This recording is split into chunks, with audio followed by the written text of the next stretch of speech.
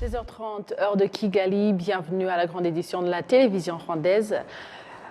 L'Union africaine se félicite du pas franchi vers la concrétisation de l'Agence africaine du médicament, plus de 4 ans après l'adoption en 2019 du traité de création de ce nouvel organe de l'Union africaine. Indication faite par Minata Samaté Sessamou, commissaire à la santé, aux affaires humanitaires et au développement social de l'Union africaine après la signature d'un accord entre le Rwanda et l'Union africaine pour accueillir à Kigali le siège de l'Agence africaine du médicament. Important, c'était vraiment une étape très importante pour moi-même en ma qualité de commissaire en charge de ce dossier et pour la Commission de l'Union africaine et pour l'Union africaine. Comme vous le savez, nous avons des difficultés. La pandémie du coronavirus est venue nous rappeler que nous ne pouvons compter que sur nous-mêmes. Donc il nous faut produire des médicaments de qualité sur le continent, des médicaments qui soient accessibles aux citoyens africains, que nos citoyens puissent se soigner sur le continent africain avec des médicaments de qualité. Je ne vous apprends rien, les médicaments de la rupture aujourd'hui, on se retrouve avec des médicaments qui sont falsifiés ou de très basse qualité et ce qui pose problème. La prochaine étape pour répondre à votre question, c'est de nous retrouver ici à Kigali. Du 19 au 20, on aura la deuxième conférence extraordinaire des États partis au traité de l'Agence africaine du médicament ici à Kigali pour regarder quelle est la prochaine étape où nous devons aller pour opérationnaliser le plus rapidement possible l'agence du médicament.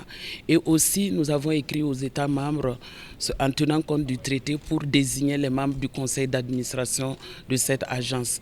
Ce conseil d'administration se réunira ici à Kigali pour justement délibérer sur les critères qui seront utilisés pour recruter le directeur général et aussi examiner l'organigramme de cette structure, comment on peut aller le plus rapidement possible, mais de manière graduelle, parce que ça nous coûtera énormément d'argent, mais il faut aller de manière graduelle. Mais la commission est là pour accompagner les États partis et c'est ça la prochaine étape, la deuxième conférence extraordinaire et par la suite la première réunion du conseil d'administration de l'Agence africaine du médicament. Du développement socio-économique à la santé, parlons maintenant de la semaine consacrée à la prise en charge de la santé maternelle et infantile qui a été lancée au niveau national ce lundi dans le secteur de Kinigi, district de Musanze, semaine au cours de laquelle différents services, notamment la planification familiale, la mesure du poids et de la taille des enfants, la distribution de comprimés contre les vers abdominaux et la vitamine A seront octroyés au niveau des centres de santé et des postes de santé.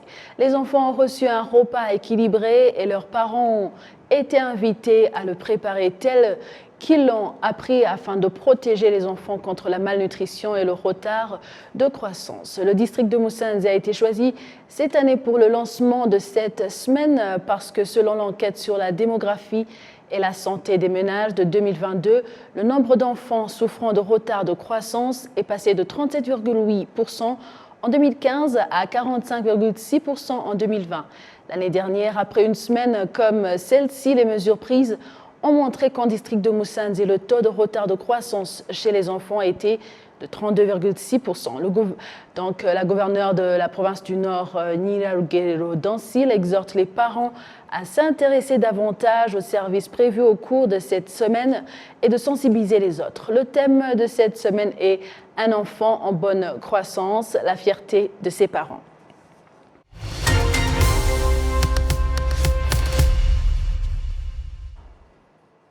Au moment où les autorités rwandaises intensifient leurs efforts pour garantir la sécurité des personnes ou des biens, de plus en plus de voix s'intensifient pour parler du rôle de l'assurance dans le développement du pays. Pour en parler plus, notre collègue Jean-Damascène Maneshimé s'est entretenu avec Isabelle Mélissa de la Société commerciale d'assurance et de réassurance qui opère au Rwanda depuis déjà 1 an.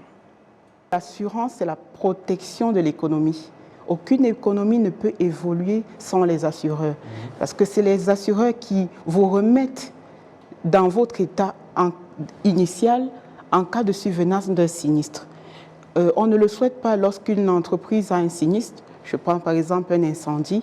C'est l'assurance qui vient vous remettre grâce au principe indemnitaire qui vous remet à la situation initiale.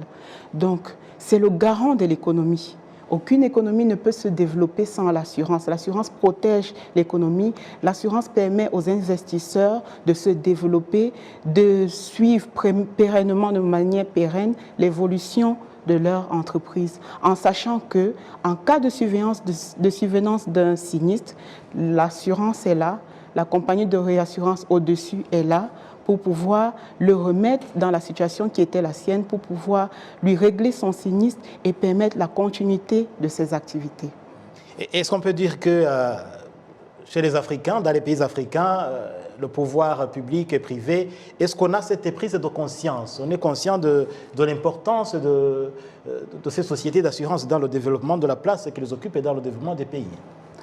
Les consciences s'éveillent, pas peut-être au rythme que nous aurons souhaité. Les gens sont de plus en plus réceptifs à l'assurance. C'est vrai que nous avons un devoir, nous les assureurs et les réassureurs, c'est l'éducation à l'assurance. C'est l'éducation à l'assurance. On dit communément que l'assurance n'est chère qu'au moment du sinistre. Certains estiment pourquoi ils devaient payer une prime d'assurance alors qu'il n'y a pas de sinistre, mais c'est lorsque le sinistre survient qu'ils se rendent compte que l'assurance était importante, était nécessaire.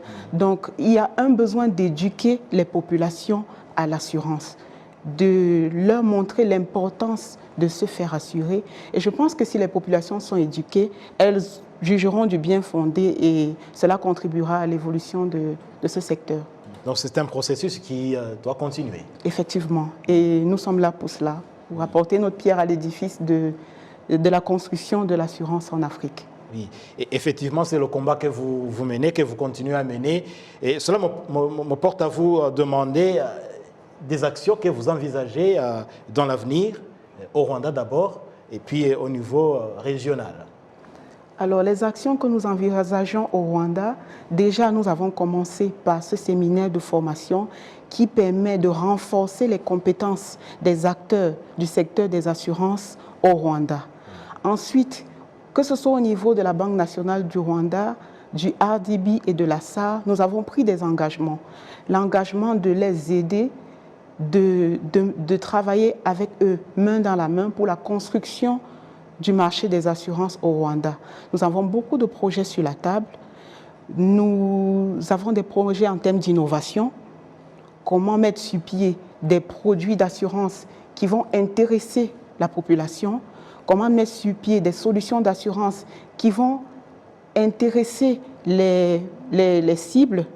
Nous avons pensé à l'assurance inclusive, c'est-à-dire la micro-assurance, comment la développer et faire que le petit agriculteur de Rubavu puisse se couvrir, avoir une couverture en assurance, parce que le développement de l'assurance ne se fera que lorsque chaque habitant, chaque individu sera intéressé, aura un intérêt à se couvrir en assurance. Et c'est dans cette dynamique que nous nous plaçons. Et au niveau régional, au niveau continental, parce que désormais, avec le marché du continent africain qui est en place, les pays sont en train de s'orienter vers cette ouverture de toute l'Afrique. Au niveau du continent, est-ce qu'il y a ces actions de grande envergure que vous envisagez? Oui, effectivement, nous sommes dans la zone CIMA, le premier signataire de la déclaration de Nairobi pour l'assurance durable. Et le fait d'avoir adhéré à cette organisation, à ce mouvement, cela a un impact. Déjà, c'est un engagement à œuvrer pour le développement du secteur de l'assurance, mais de façon durable. Il y a des projets en cours, il y a des projets qui sont en discussion avec les partenaires dans ces différentes régions. Nous allons progressivement les mettre sur pied.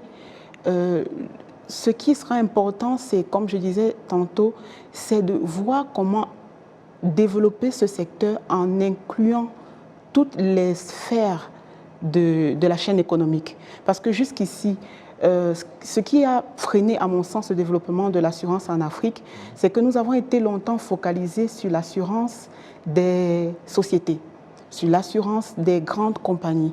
Il est temps de penser l'assurance de l'individu autrement, Alors, nous avons des projets sur la table dans ce sens et je pense que c'est la clé du développement de l'assurance en Afrique.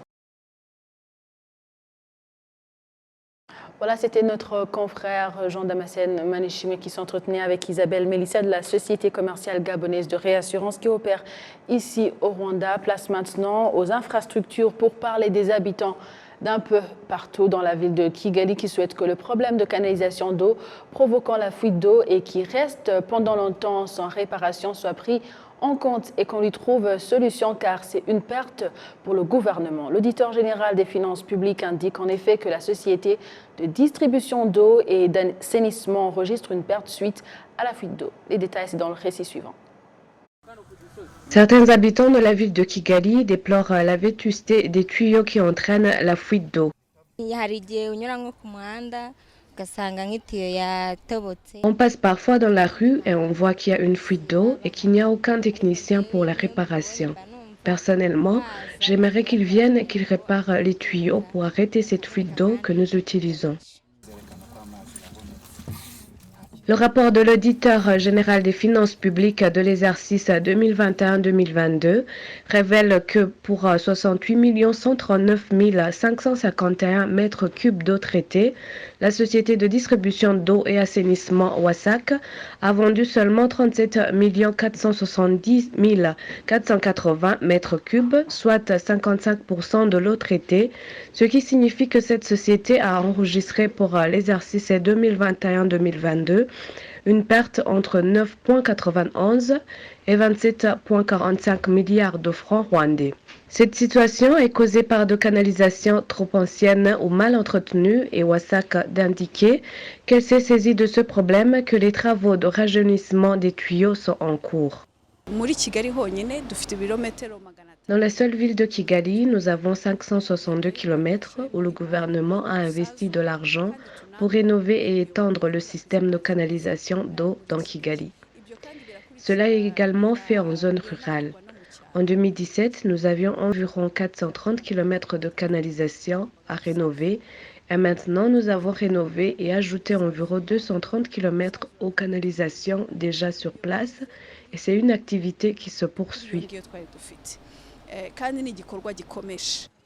La société de distribution d'eau et assainissement WASAC admet qu'elle enregistre une perte due à plus de 50 000 compteurs vétustes ne fournissant pas de bonnes informations sur lesquelles s'appuyer pour établir les factures, mais qu'elle est en train de les remplacer par de nouveaux. Au cours du présent et du prochain exercice budgétaire, nous voudrions remplacer 32 000 de manière qu'au cours de 2 ou 3 prochaines années successives, nous aurons clôturé les 50 000, mais en procédant en même temps à la vérification du bon fonctionnement des compteurs. Le recensement général de la population et de l'état des ménages de 2022 a révélé qu'en général, le taux d'accès à l'eau potable est de 82,3%, lequel taux est de 95,8% en ville et de 76,8% en zone rurale. L'objectif étant qu'en 2024, le taux d'accès à l'eau potable soit de 100%. Winnie Nkurunziza pour la télévision rwandaise.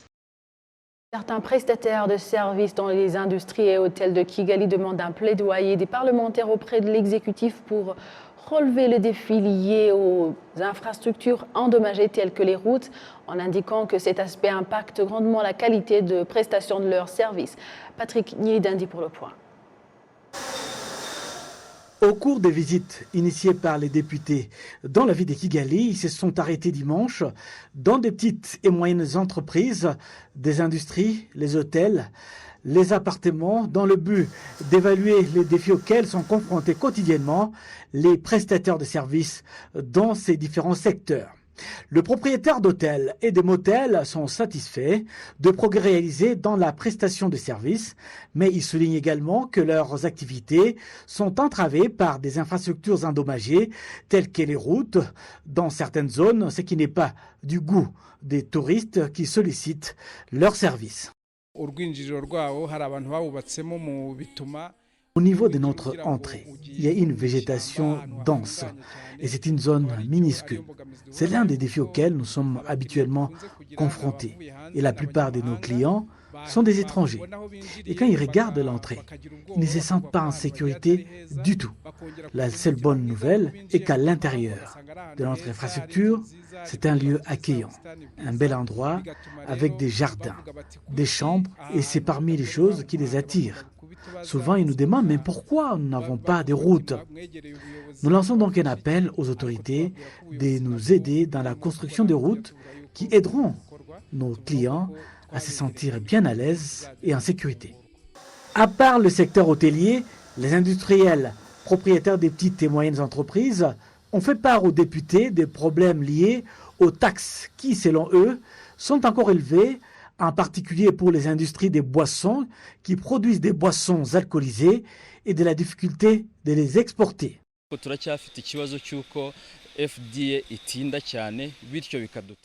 faisons face à un défi de taille, car l'Office rwandais des produits alimentaires et pharmaceutiques tarde à fournir des licences et cela nous gêne de diverses manières.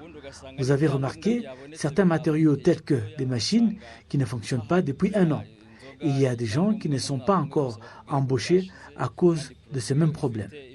De notre côté, nous sommes prêts, mais des fois, nous devons attendre les autorisations pour continuer nos travaux.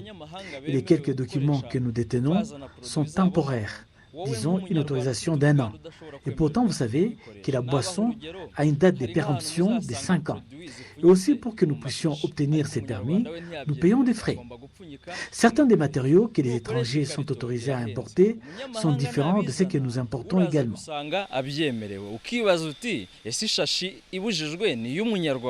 L'honorable Georgette Rutayisire a précisé que ces défis et divers autres relevés seront présentés en séance plénière de la Chambre des députés et seront plaidés auprès des institutions concernées. En ce qui concerne les appartements, nous n'avons pas trouvé d'énormes défis. Certains de leurs clients sont saisonniers et vous pouvez constater que pendant certaines saisons, ils peuvent avoir des clients et d'autres pas. Mais en ce qui concerne l'industrie des boissons alcoolisées, ils nous ont dit que les taxes sont un peu élevées. Aussi, le fait qu'il est difficile de trouver des licences. On en discutera en plénière et on verra ce qu'on peut faire.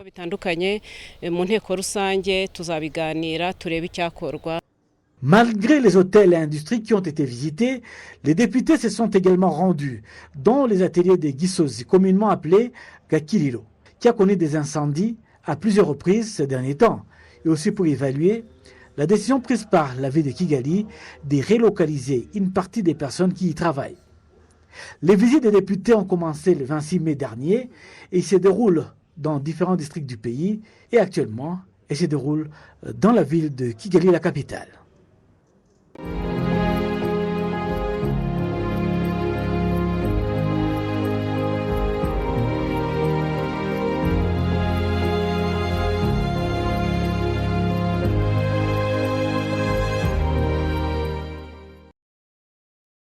Dans les 100 jours de commémoration avec l'esprit de mémoire, unité et renouveau, les survivants du génocide perpétré contre les Tutsis au Rwanda en 1994 en district de Gakenke se souviennent des atrocités commises dans différentes parties de cette région car les massacres ont décimé totalement plus de 100 familles et ne laissant aucun membre survivant. Le récit, c'est Patrick Nyidandi. Mukamurenzi Séraphine est âgé aujourd'hui de 42 ans. En 1994, lors du génocide contre les Tutsis, sa famille vivait dans l'actuel secteur de Kivuruga. Elle n'avait que 12 ans à l'époque et se souvient qu'il y avait beaucoup de gens tués dans cette région en peu de temps. Elle pense qu'au moins 10 familles ont été décimées et ces familles étaient proches d'elle. J'avais 3 familles qui vivaient à Nyabusengo et c'était composé de plus de 40 personnes. Et ils ont tous été anéantis, comme ici à Kivuruga, où j'avais presque 5 familles composées de plus de 15 membres et qui ont également disparu. La seule raison, c'est que la plupart de ces familles vivaient côte à côte, ce qui a facilité, malheureusement, les bourreaux pour achever leur horrible besogne, jour et nuit, et en quelques jours, De nombreux Tutsis ici ont tous disparu. Jusqu'à présent, au district de Gakenke, 121 familles ont été complètement décimées lors du génocide de 1994, ne laissant aucun membre survivant derrière, comme l'a indiqué le président d'Ibuka dans ce district, Twagirimana Amdou.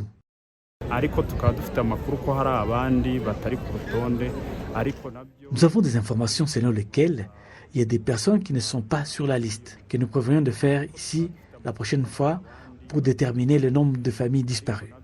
Et nous compterons les familles qui restent. Lors de la 29e commémoration du génocide contre les Tutsis en district de Gakenke, le gouverneur de la province du Nord a exhorté les plus âgés d'enseigner la vraie histoire du pays et d'éviter de la déformer.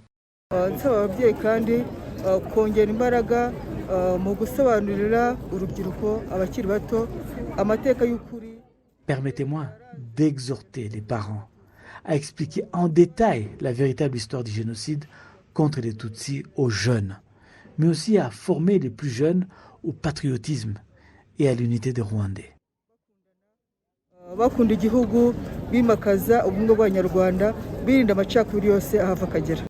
Lors de la 29e commémoration du génocide contre les Tutsis en district de Gakenke, 2 corps ont été récemment retrouvés et ont été enterrés en toute dignité au site mémorial du génocide d'Agakenke, situé en secteur de Kivuruga, où reposent 1886 victimes.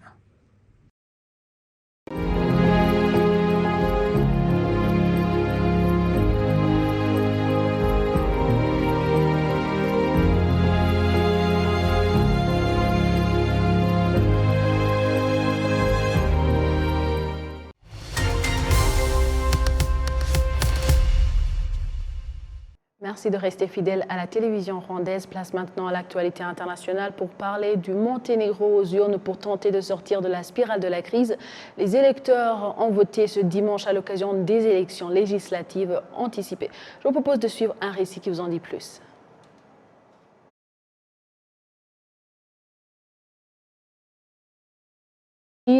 Merci de nous avoir suivis. Avec toute l'équipe qui a réalisé cette grande édition, je souhaite de passer une excellente suite du programme de la télévision rwandaise. J'étais avec Amandine Dikoumassavo. À la prochaine et d'ici là, portez-vous bien.